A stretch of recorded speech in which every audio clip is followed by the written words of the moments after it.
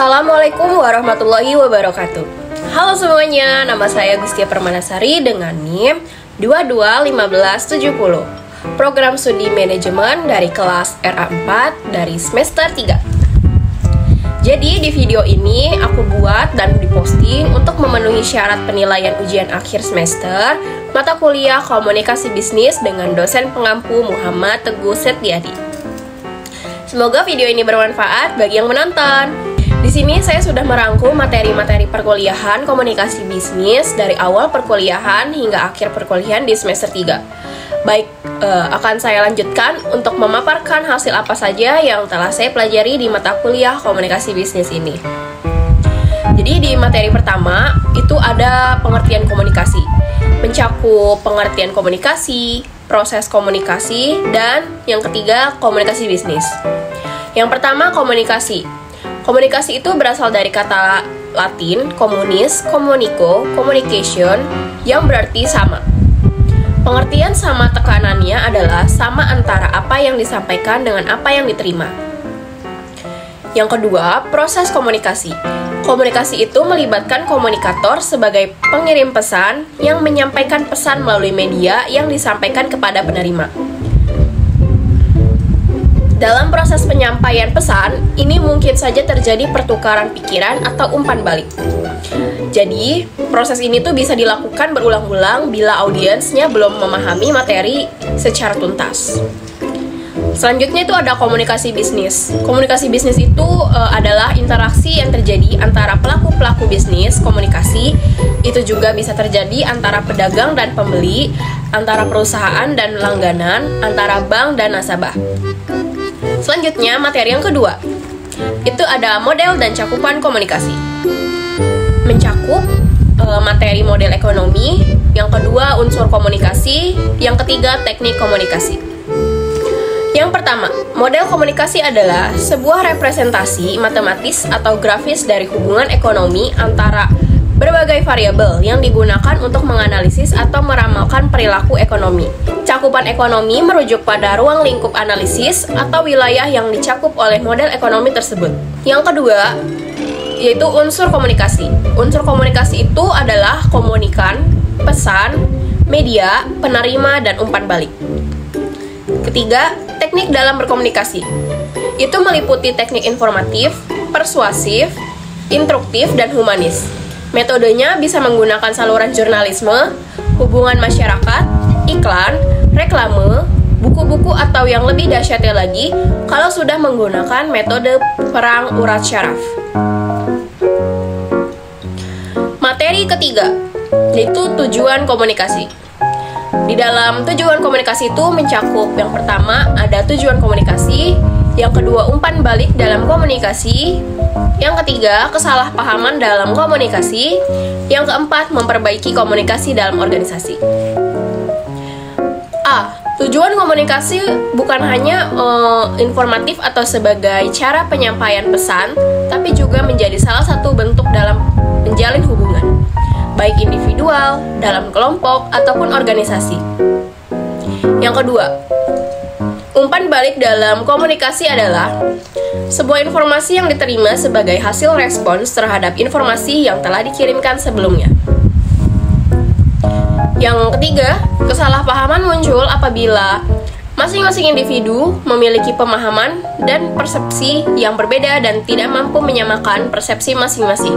Hal tersebut bisa saja karena kedua individu yang saling berkomunikasi memiliki latar belakang dan pemikiran yang berbeda. Yang terakhir, cara untuk mengatasi masalah komunikasi di dalam organisasi. Kamu bisa mengeliminasi pesan yang tidak penting dan tidak memiliki substansi untuk meningkatkan kinerja. Yang kedua, memperbaiki saluran yang digunakan dalam komunikasi organisasi. Dan yang ketiga, kamu bisa membatasi pertanyaan yang diajukan dalam kegiatan penyelesaian pekerjaan. Materi keempat, yaitu komunikasi dalam organisasi yang mencakup A. Contoh komunikasi organisasi, B. Pola komunikasi bisnis, C. Mengelola komunikasi bisnis, D. Masalah komunikasi bisnis. A. Contoh komunikasi organisasi itu edaran surat resmi yang dikeluarkan oleh pihak berkepentingan dalam organisasi. Surat resmi ini biasanya ditujukan kepada seluruh karyawan atau divisi tertentu dalam organisasi. B. Joseph A. De Vito membagi pola komunikasi menjadi 4, yakni komunikasi dengan diri sendiri, komunikasi antar pribadi, komunikasi kelompok, dan komunikasi massa. C. Mengelola komunikasi bisnis yang baik. Yang pertama, kamu bisa mendengarkan secara aktif. Yang kedua, coba ingat nama dan wajah lawan bicara kamu. Yang ketiga, manfaatkan teknologi yang ada. D. Masalah utama dalam komunikasi. Yang pertama itu ada behavior. Kegagalan komunikasi disebabkan karena perbedaan sudut pandang. Yang kedua, konteks. Menempatkan komunikasi dalam konteks yang tepat akan meningkatkan kualitas komunikasi. Dan yang ketiga, relationship. Materi kelima, jenis-jenis komunikasi. Itu mencakup jenis komunikasi berdasarkan penyampaiannya. Yang kedua, jenis komunikasi berdasarkan perilaku. Yang ketiga, jenis komunikasi berdasarkan kelangsungannya. Dan yang keempat, jenis komunikasi berdasarkan maksud komunikasi. Dan yang terakhir, jenis komunikasi berdasarkan ruang lingkup. Akan aku bahas dari yang pertama, berdasarkan penyampaiannya. Jadi komunikasi itu dibagi menjadi 2 bentuk, yaitu komunikasi verbal dan tertulis. Lalu yang komunikasi berdasarkan perilaku itu ada 3, jadi ada komunikasi formal, komunikasi informal, dan komunikasi non-formal. Yang C, komunikasi menurut kelangsungannya, yaitu komunikasi langsung dan komunikasi yang dilakukan secara tidak langsung. Biasanya yang tidak langsung ini berupa surat menyurat melalui internet. Yang D, komunikasi berdasarkan maksudnya. Dapat dibedakan menjadi 4, yaitu ada pidato, memberi ceramah, wawancara, serta memberikan perintah atau tugas. Yang terakhir, yaitu menurut ruang lingkupnya. Komunikasi ini dibagi menjadi 2 bentuk, yaitu ada komunikasi internal dan eksternal. Materi ke-6. Jadi di materi ke-6 ini membahas komunikasi dalam pesan. Itu tuh mencakup menyunting pesan, yang kedua menulis ulang pesan, dan yang ketiga tuh memproduksi pesan. Yang pertama itu menyunting pesan. Jadi atau revisi ya, sangat diperlukan agar pesan-pesan yang telah direncanakan dan dibuat tersebut dapat ditinjau ulang atau disempurnakan agar tidak terjadi kesalahan, ketik ataupun kekurangan lainnya. Yang kedua itu menulis ulang pesan. Dokumen yang ditulis ulang umumnya lebih mantap dan kuat sehingga dokumen bisnis dapat meningkatkan citra perusahaan. Biasanya ini dilakukan setelah dia direvisi. Yang C, proses penulisan pesan-pesan bisnis dalam bentuk tertulis dimulai dari penulisan draft, selanjutnya dilakukan penelaahan lebih lanjut dari sudut substansi suatu pesan maupun perorganisasian. Gaya atau style bahasa yang digunakan, susunan kalimat, mekanika, format dan tata letak layout penulisannya.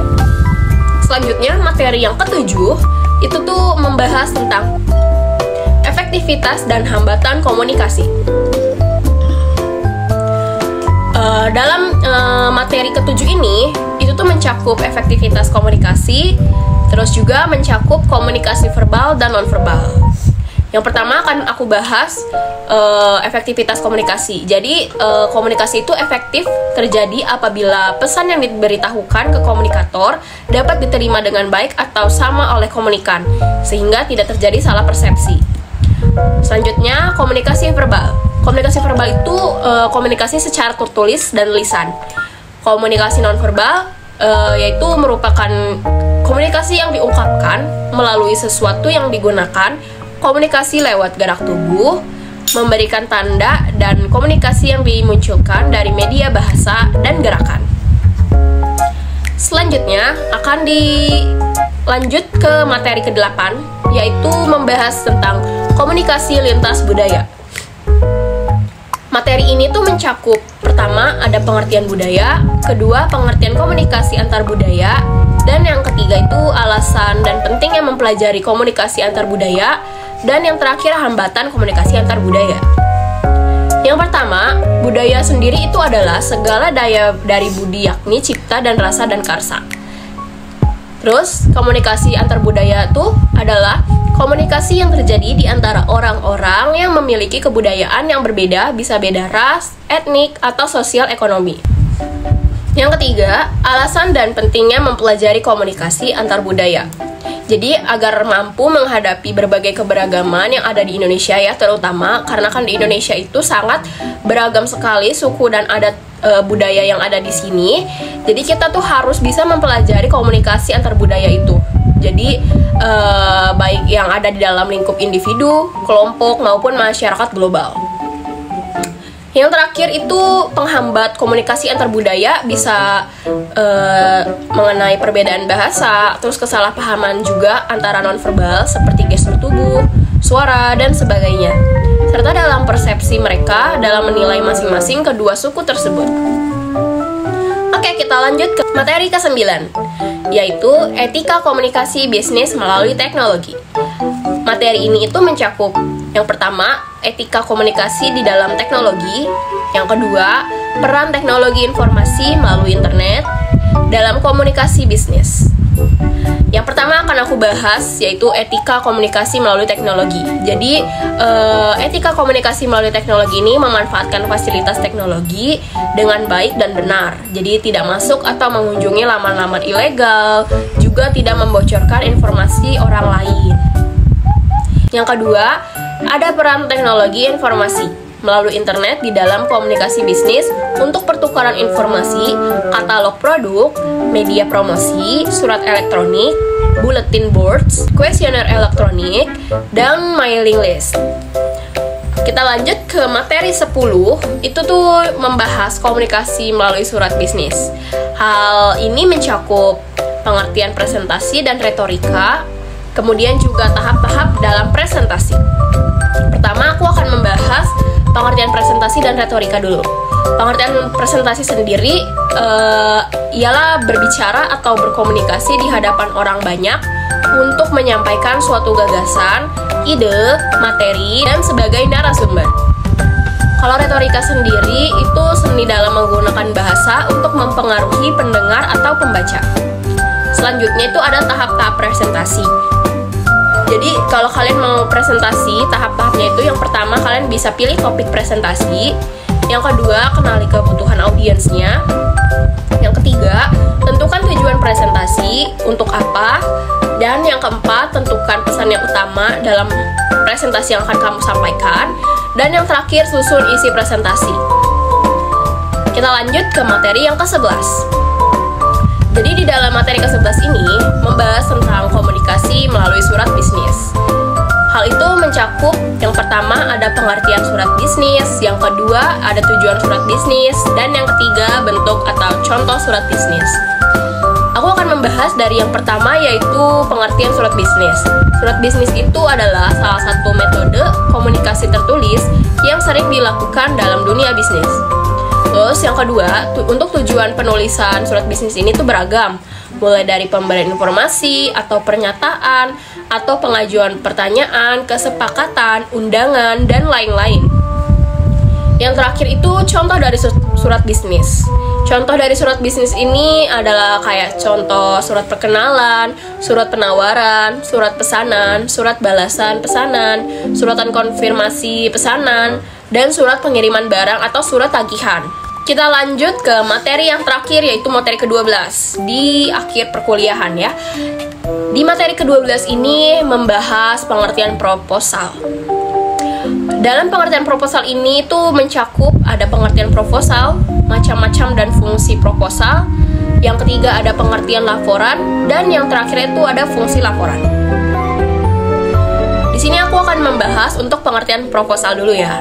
Jadi proposal itu adalah rencana kerja yang ditulis secara sistematis, terperinci, dan formal mengenai rancangan suatu kerja atau kegiatan. Yang kedua, aku akan membahas jenis-jenis proposal. Jenis proposal itu berdasarkan tujuan, ada proposal penelitian, proposal proyek, proposal kegiatan, dan proposal bisnis. Yang pertama, aku akan menjelaskan dari proposal penelitian dulu. Untuk proposal penelitian, biasanya digunakan oleh mereka yang berada di lingkungan pendidikan. Biasanya lebih banyak dibuat oleh para mahasiswa atau dosen. Proposal ini tuh terdiri dari proposal penelitian, untuk disertai tesis, skripsi, atau yang lainnya. Terus yang kedua tuh ada proposal proyek. Kalau proposal proyek ini biasa dipakai dalam kegiatan bisnis. Proposal proyek ini berisi kayak tentang serangkaian rencana kegiatan pembangunan yang akan dilakukan. Terus isinya pun macam-macam, mulai dari tujuan proyek yang dilaksanakan, siapa saja yang terlibat, terus sampai dengan dana yang dibutuhkan dalam proyek ini gitu yang akan dibangun. Kita lanjutkan, yang ketiga tuh ada proposal kegiatan. Jadi kalau proposal kegiatan ini dibuat untuk sebuah kegiatan tertentu. Kayak isinya tuh dari proposal kegiatan adalah rencana kegiatan yang akan dilakukan oleh seseorang atau kelompok. Terus lanjut, yang keempat itu ada proposal bisnis. Kalau proposal bisnis itu biasa dipakai dalam kegiatan bisnis pribadi maupun kelompok, seperti proposal mendirikan usaha, proposal kerja sama antar perusahaan, terus juga serta proposal lain dengan tujuan bisnis. Jadi proposal itu berdasarkan formatnya, selain berdasarkan tujuannya, tadi juga ada berdasarkan format penulisan dan strukturnya. Kalau untuk proposal juga memiliki beberapa jenis, diantaranya yang satu ada proposal formal. Jadi kalau untuk proposal formal itu jenis proposal resmi atau baku. Proposal jenis ini tuh memiliki struktur yang baku pula dan harus ada di setiap proposal. Bahasa yang dipakai juga menggunakan bahasa Indonesia yang baku. Ada 3 bagian utama yang biasanya digunakan untuk menyusun proposal formal, yaitu pendahuluan, isi, dan data lengkap proposal. Yang kedua ada proposal semi formal. Proposal ini tuh strukturnya tidak terlalu lengkap atau tidak selengkap proposal formal. Meski tidak selengkap proposal formal, namun bentuk proposal semi formal ini masih menggunakan bahasa yang baku. Yang ketiga tuh ada proposal non formal. Biasanya untuk proposal non formal ini lebih fleksibel dari kedua jenis sebelumnya. Proposal non formal ini tidak baku ataupun resmi karena tidak memiliki struktur resmi atau baku. Proposal non formal ini biasanya sering dibuat dalam bentuk memorandum atau surat saja. Selanjutnya aku akan membahas fungsi proposal. Fungsi proposal itu bisa kegiatan lebih ditekankan untuk menyelenggarakan sebuah acara tertentu. Misalnya untuk diskusi, pelatihan seminar, lomba, tasyakuran, pentas, dan lain sebagainya. Fungsi adanya rencana tertulis dalam proposal jelas sebagai pegangan demi terselenggarakannya kegiatan dengan lancar. Terus kalau untuk fungsi proposal usaha atau bisnis, sebagai gambaran mengenai bagaimana usaha dan bisnis akan dijalankan. Dengan adanya proposal, diharapkan setiap pihak yang terlibat sudah mempunyai gambaran mengenai seluk-beluk usaha yang hendak dijalankan, baik dari segi kebutuhan maupun analisis keuntungan finansialnya. Yang ketiga, yaitu ada proposal proyek. Kalau fungsi proposal proyek ini sebagai bagian awal atau dasar bagi pemilik proyek untuk melakukan tender, baik itu proyek dari perorangan maupun lembaga swasta dan pemerintah. Proposal ini jelas sebagai gambaran untuk menilai bagaimana proyek akan dijalankan. Terus yang terakhir, fungsi proposal penelitian. Ini biasanya digunakan untuk langkah awal melakukan riset. Penelitian ini bisa dilakukan dalam berbagai bidang seperti sosial, budaya, politik, seni, agama, sains, ekonomi, dan penelitian jenis lainnya. Selanjutnya ada pengertian laporan. Jadi laporan itu bentuk penyampaian informasi yang berisi fakta mengenai suatu hal baik secara lisan maupun tulisan. Yang terakhir, untuk fungsi laporan tersendiri itu ada 3 ya. Jadi yang pertama ada alat pertanggungjawaban dari pihak yang satu kepada yang lain. Yang kedua alat untuk membina kerjasama, saling pengertian, komunikasi, dan koordinasi yang setepat-tepatnya. Dan yang terakhir alat untuk mengadakan perencanaan, pengendalian, penilaian, dan pengambilan. Oke teman-teman, jadi itu semua materi yang sudah aku paparkan atau materi yang aku pelajari dari perkuliahan pertama sampai perkuliahan terakhir dalam mata kuliah komunikasi bisnis. Mungkin itu saja yang bisa aku sampaikan, kurang lebihnya mohon maaf. Wassalamualaikum warahmatullahi wabarakatuh.